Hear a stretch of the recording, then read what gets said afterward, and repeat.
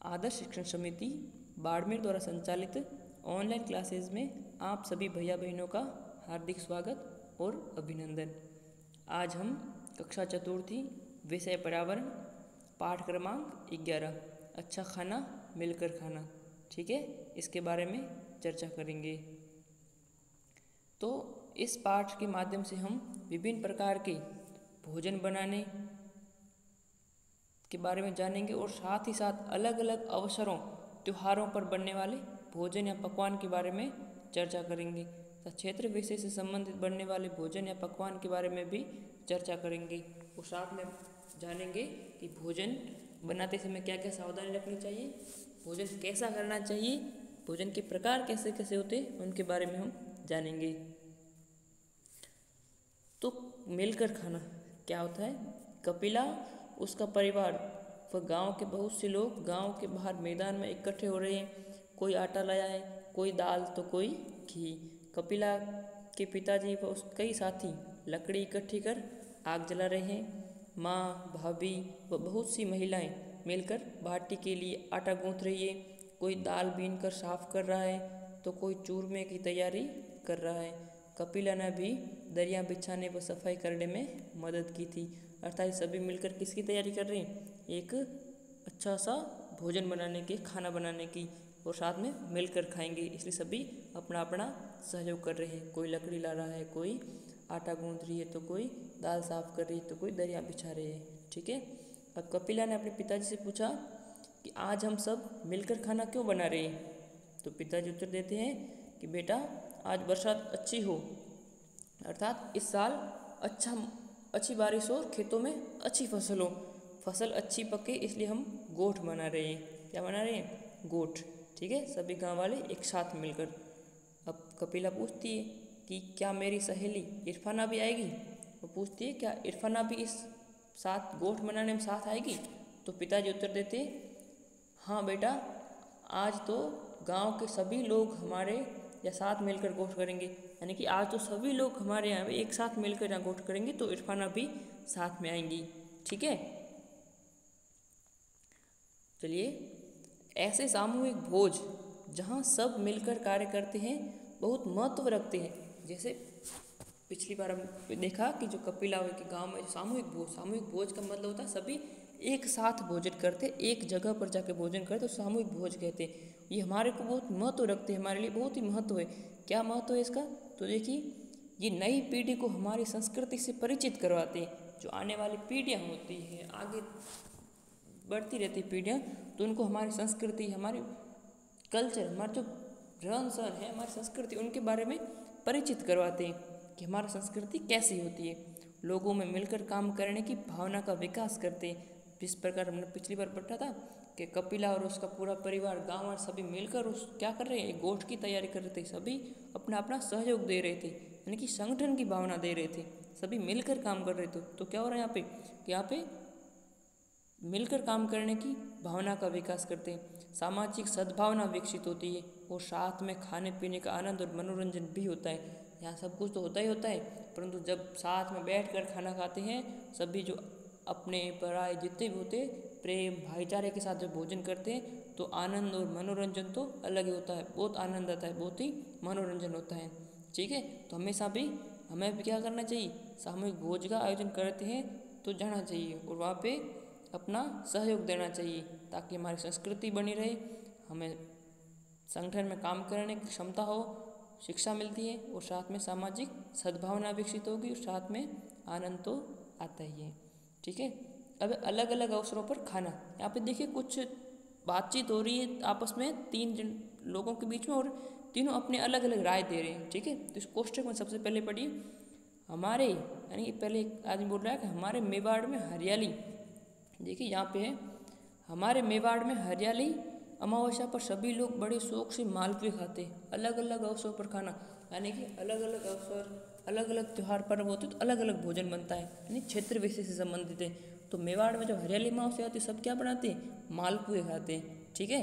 अब यहाँ पे दूसरा आदमी बोलता है, ऊपर वाला बोलता है, हमारे मारवाड़ में हरियाली अमावस्या पर क्या बनता है? खींच बनता है, ठीक है।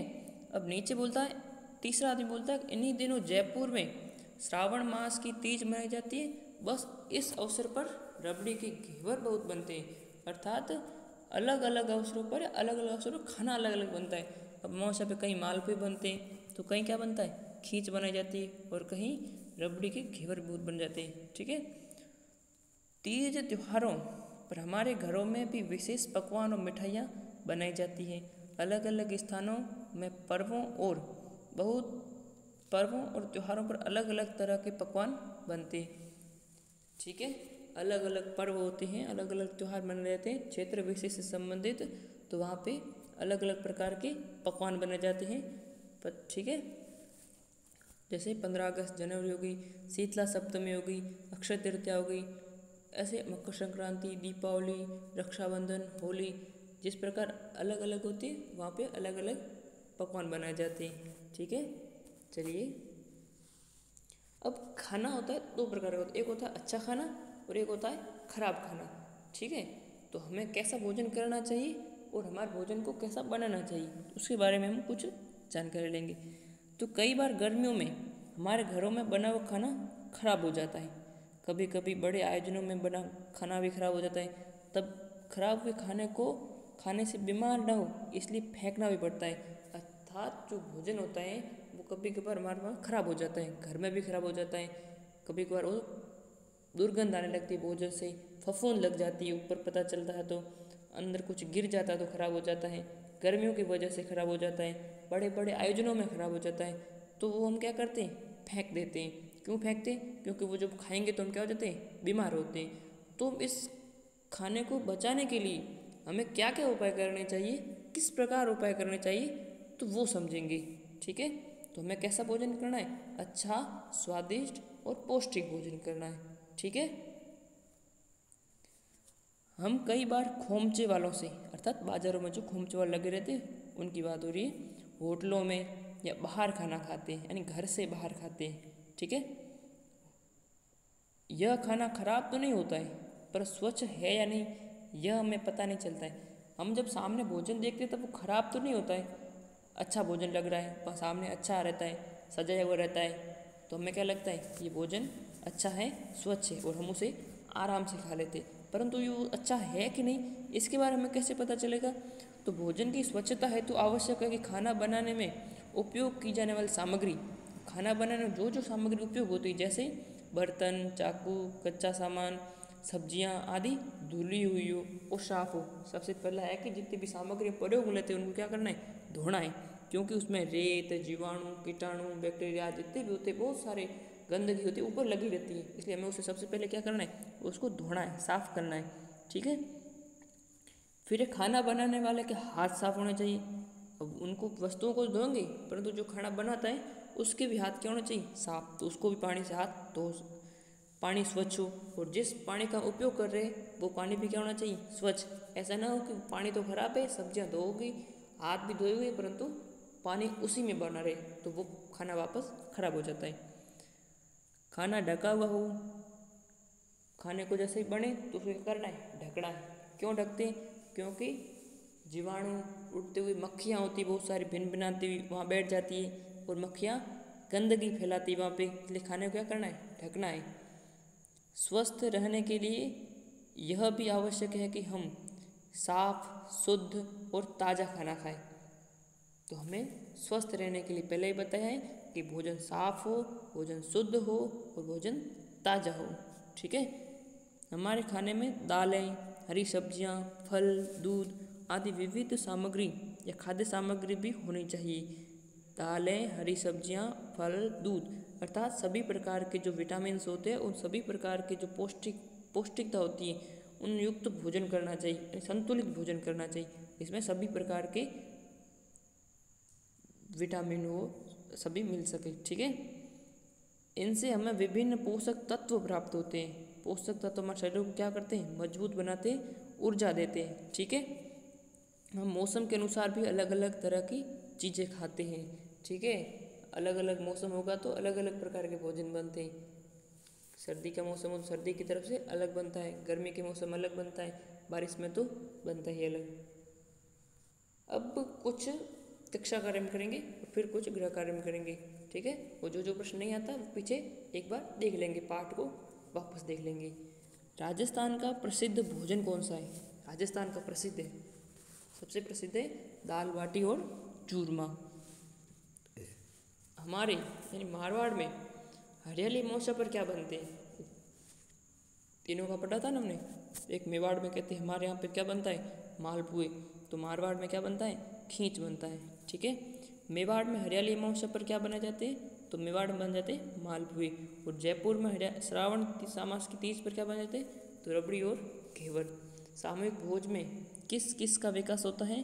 तो सामूहिक भोजन के अंदर प्रेम, सद्भावना और सहयोग का विकास होता है। आपस में प्रेम, सद्भाव और सहयोग विकसित होते हैं। ठीक है, चलिए अब कुछ गृह कार्य करेंगे। किन किन अवसरों पर हम सामूहिक भोज रखते हैं?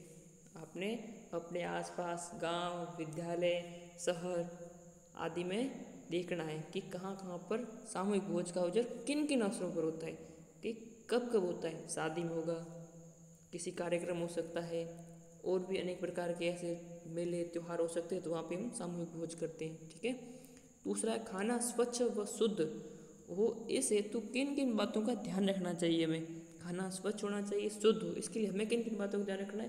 तो हमने पीछे पढ़ा था, तो सामग्री धोनी है, हाथ साफ करने, इन सभी के बारे में पढ़े थे, तो वो यहाँ पे लिखना आपको। ठीक है, और अब तीसरा प्रश्न है कि खाना अधिकतर किस मौसम में खराब होता है? अधिकतर किस मौसम में खराब होता है? या तो होता वो गर्मी में, या होता वो बरसात के मौसम में। अधिकतर भोजन गर्मियों में खराब होता है। ठीक है, तो इन प्रश्नों को आपको करना है और भी अपने आसपास ध्यान रखना है, और अपने भोजन को क्या करना है?